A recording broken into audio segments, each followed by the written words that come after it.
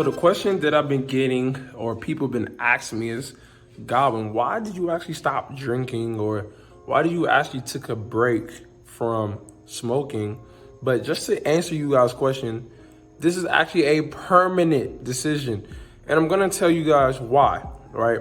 Not because I didn't actually enjoy it, but truth be told, it was actually taking a part of me that I needed to be able to scale my business, right? And a lot of us get put in this position, like, where you're doing certain things that you need to outgrow, right? Because you know that it's not actually helping you, but at the same time, it's putting you in a position that is actually destroying you little by little, but you don't know until it's actually too late. And, of course, did I like smoking? It was cool, right? I felt like I was actually deceiving myself to believe that being, under the influence can actually get you more creative, right? It can get you work done, which was actually true, right? And for everyone out there that does, do not mind this video because, again, everybody's totally different, especially for the direction that I'm going. I don't need to do it, right? But number one reason why, and I'm gonna actually sit down and break this down to you guys because this is an important video, all right? And I know it's gonna get a lot of views and a lot of comments, and I wanna explain this. The number one reason why I actually had to stop, right? Give up the medical marijuana, give up the going to the bar and taking Hennessy margaritas, which, oh my gosh, it tastes so good even talking about it, was because I didn't wanna put myself in a position where I will have to destroy my sales or, put me in a position where I couldn't really be 100%, right? Sometimes I would be, under the influence and I wouldn't be all the way 100%, meaning I couldn't work all the way when I needed to, versus now that I don't smoke or I don't drink, I can actually stay up as long as I want to. I'm not feeling lousy, right? I'm not feeling super tired. I'm not, destroying my insides just because at one point I was feeling a certain way. But ever since I actually stopped, I've been feeling 10 times better. But, again, there's nothing bad. I have no problem. I have partners that, do it. I have associates that do it. No judging to them whatsoever. It's just a personal decision, something that I personally, a personal decision that I made for myself and my future, and a sacrifice that I gave up, right? And sometimes you always have to ask yourself, what are you going to give up to get to where you want to get to, all right? And I gave up a lot of things. I gave up a lot of friends that I used to be around that have no benefits for me. They wasn't going the direction that I was going. They were doing certain things that I couldn't do because it can jeopardize my business. It can jeopardize my family. It can jeopardize a lot of things that I'm building, a lot of the relationships, a lot of the networks, a lot of the people that I'm connecting to, right? So I couldn't necessarily do that, right? Another thing is that, again, it used to just make me super tired when I'm not tired, right? That's basically almost saying like you're about to cook some food and you're full, but you haven't ate the food, if that makes sense. And the thing about that was I was just getting tired. I was getting lousy.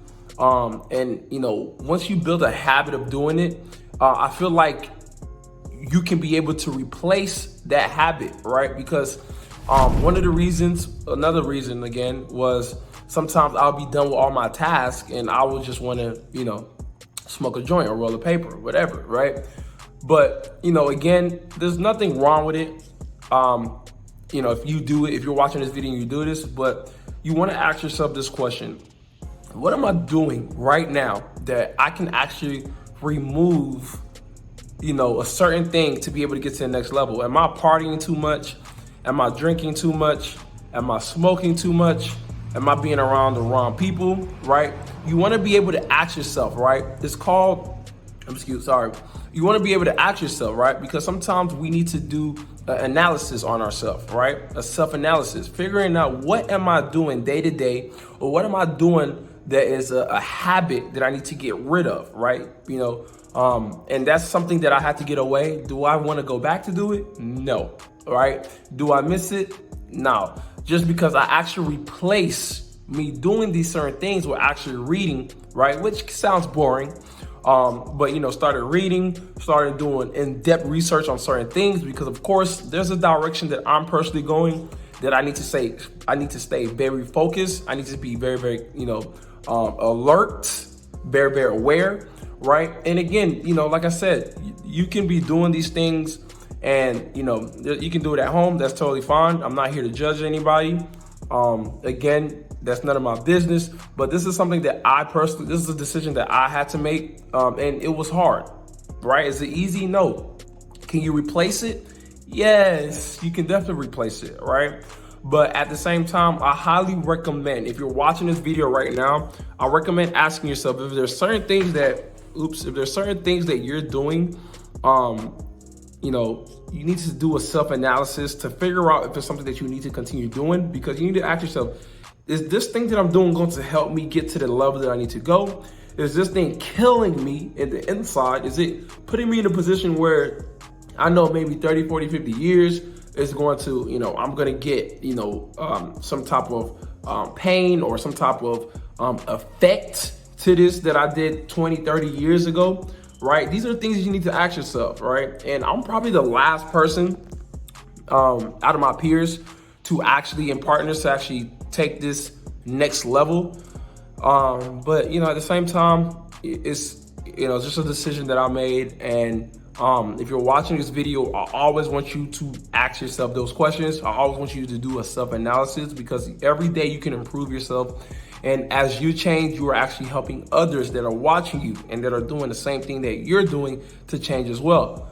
Now, there's, like I said, guys, there's nothing wrong with it if you're doing it recreational. If it's something that you can do to actually, you know, sometimes like I said, I have partners that, you know, roll up a joint or a blunt, quote unquote, and they are like, I'm talking about beast mode, right?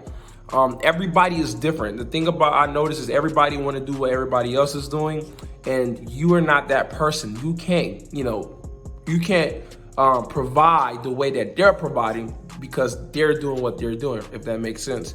So that's my point of view of it. I'm officially retired, and you know, don't get me wrong, I might sip, you know, a drink here and there, but when it comes to doing it how I used to, like every day or every week, I'm good on that.